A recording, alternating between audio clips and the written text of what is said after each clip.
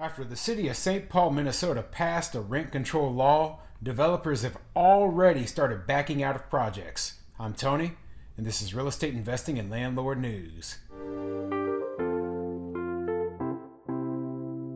Alright, so I have a couple of interesting articles for you today, and they're going over some of the side effects of this new rent control law that was passed up in St. Paul, Minnesota.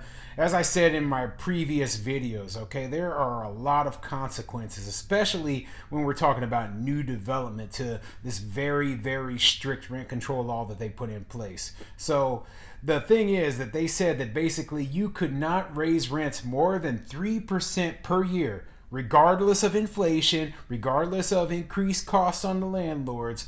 3% was the cap that was put on all of the rent increases. So this includes for brand new properties. Now imagine that just for a second. Most rent control laws across the country, at least the people were smart enough to realize, hey, developers aren't going to want to build a brand new property if they aren't able to raise any of the rents on it. So yeah, this is putting a lot of landlords in St. Paul in a very, very tough situation. And I just don't agree with it. I think it's awful. I think that the people who put this in place, they were, dreaming when they put it in place of this utopian society, and it's just not going to happen.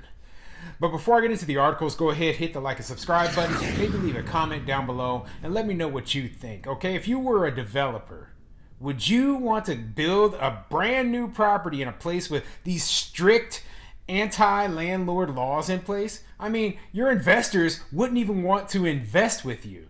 Okay, I don't even know if you'd be able to get a bank loan because of these kind of restrictions. Okay, I mean, you could easily end up just defaulting because you aren't able to increase the rents enough to pay your bills. So yeah, I could understand why banks wouldn't want to invest in that. That's a risky investment for a bank or for your investors. So yeah, this is absolutely awful for landlords up there. And I don't think the tenants, they understand anything about how real estate works, how the money is distributed, how landlords operate. Because if they did, they wouldn't have put this ridiculous law in place in the first place. So the first article I have for you today is coming from fee.org, and that's the Foundation for Economic Education.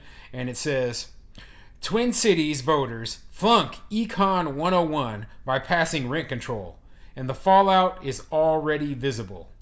Yeah, and it's quite a story about how the developers up there, when they saw this happening, they started panicking, and I don't blame them. I mean, as a landlord, I would panic if I knew that I had to suddenly jump through new hoops and was unable to make a profit, or maybe not be able to make a profit. Okay, so let's get into this. Minnesota's two largest cities, Minneapolis and St. Paul, both approved rent control ordinances at the ballot box in November. The St. Paul rules would limit boosts in rent to 3% per year and do not even exempt new developments, as most such laws do. In Minneapolis, meanwhile, the city council will have the power to draft rent control provisions. As economic theory would have it, already there are some negative repercussions that have erupted in St. Paul. One developer has reneged on his plans to erect 3 residential buildings. Another lost an investor in a similar project. Economics 101 prevails again. When rents are kept below market levels with rent control laws, the number of people looking for homes inevitably exceeds the number of homes on the market, which is essentially what constitutes a housing shortage. In response to this state of affairs, some landlords try to convert their properties from rentals to condominiums. Another response is to knock them down entirely and build shopping malls, factories, or office towers. They will do just about anything to escape the piercing eye of the bureaucrats in charge of administering this law. Yeah, and that's exactly what happens, okay? So you put a rent control law in place, and guess what? Suddenly, all these rent control units, a lot of them start disappearing because people are doing condo conversions, or they will find another use, okay? So if you put these rules onto a developer who was going to build market rate apartments, they might say, hey, I'm going to, instead of building market rate apartments, I'm going to build condos. and we're going to sell each individual condo off, and that way we don't have to deal with tenants, but we can still make a profit from selling the building.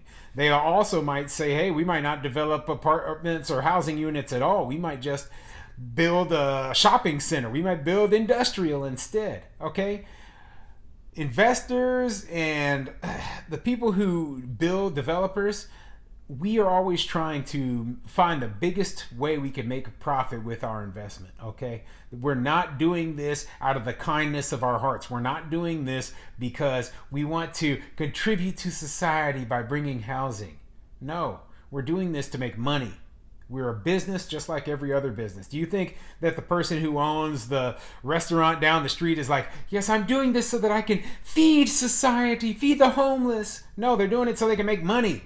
If you don't understand how businesses work, then you don't need to even be putting anything in there in terms of your input, because simply put, your laws, your rules, your regulations, they aren't going to make housing more affordable. They're going to make it the shortage greater, and they're going to make things harder for those who are doing business, which means that a lot of the small landlords, they're just going to get completely out of the business, and a lot of the big landlords, they're going to find ways to maximize profits whatever way they can. As for new residential rental units, forget about it. Why should they sink their hard-earned funds into the one sector of the economy subject to these pernicious rules when other avenues for investment now look relatively more enticing? A 3% limit in an economy with an inflation rate higher than that, all we could expect would be landlords leaving the rental market, or trying to, like rats on a sinking ship. Repairs, upgrades, don't be silly. If a 3% price rise was placed on gasoline or hamburgers or shoes or just about anything under the sun, these goods too would tend to disappear from the no longer fair city of St. Paul. Why should home and hearth alone not be subject to the basic laws of economics? Yeah, and they make a good point. You know, you put these price restrictions on gasoline. Guess what? Venezuela tried that, and you see what happened to Venezuela's economy. Okay, they had just insane amounts of inflation. They make the inflation here in the U.S. look like nothing by comparison. Okay, their money is worth nothing, you know, and we can expect the exact same thing. You know, you're putting these regulations on these markets, you know, and giving it just. It doesn't work, okay? This push into socialism, this push into government control over free markets, it doesn't work. It's been proven time and time and time again. Gosh, why can't they figure this out? However, suppose there were one or few occasions where none of these harmful repercussions seemingly occurred. Maybe we could find nothing at all of this sort that took place, except that sitting tenants received a benefit in the form of rents lower than otherwise would have prevailed. Would we economists just fold our tents and admit we were wrong? Would we conclude that rent control is unambiguously beneficial? It helps the poor and harms no one? Not for 1 minute. We would instead ask, who do you believe? The lying eyes that say there were no negative repercussions? Or elemental logic, which posits that housing disarray must necessarily take place? Yeah, I mean, I absolutely 100% agree with this article, okay? And they're not mincing their words or not being polite about it, okay? They would just be like, listen, we know better, okay? There is no way in the world that you're not going to see these negative side effects. There's just no way. You know, this rent control is an impossible dream. It has never worked the way that it was intended anywhere that has been implemented. And I know that. Everybody knows that. Everybody can see it. And I went over an article just the other day, and it was about the Boston, where they're trying to implement rent control. And basically the governor of Massachusetts was saying he remembers when he was a kid, right? And he was just fresh out of college, and he was living in an apartment building with some very well-to-do people, and those well-to-do people were paying less in rent than he was fresh out of college, even though they made way more money because they were living in a rent-controlled unit. and their rent rose so slowly. So, like just the fact that rent control doesn't even look at the income or the need of the person who's getting it. Why are we giving these government subsidized low rents to people who don't need it? That's what doesn't make sense to me. But anyway, the second article I have for you today, it's coming from spokesmanrecorder.com, and it says, St. Paul in a holding pattern over rent stabilization. And this one kind of goes more into the detail about the developer who decided to put their project on hold because of the whole rent stabilization law. So let me get into this real quick. And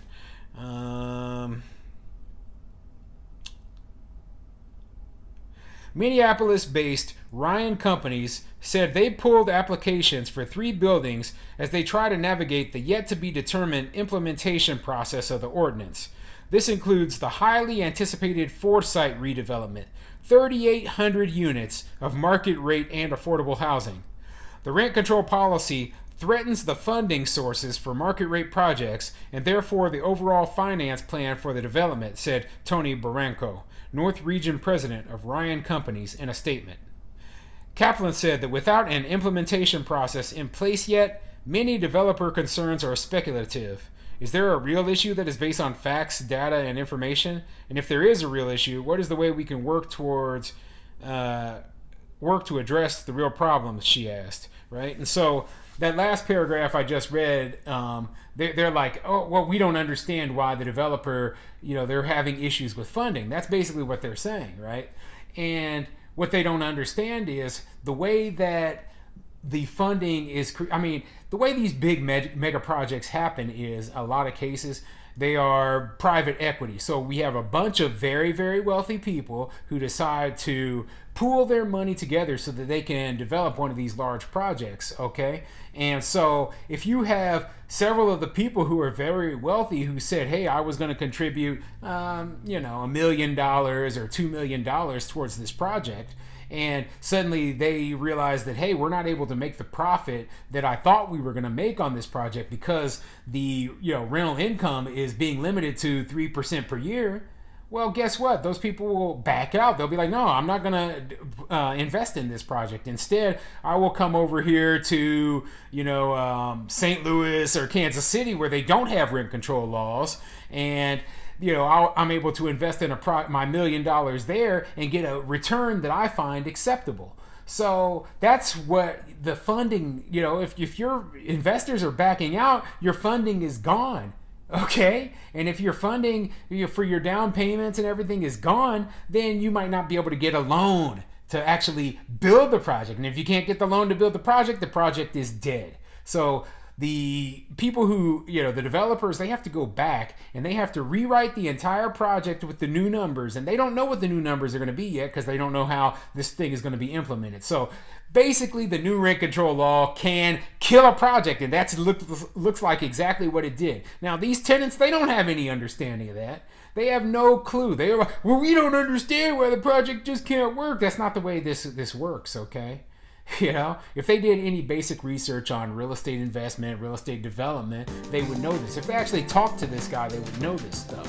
But they didn't. They passed this law, and now they're facing the consequences of it. So if this project is permanently canceled, so be it. But I feel bad for the developers. I feel bad for the landlords. I don't feel bad for these tenants because they're going to get just what they deserve with this ridiculous law.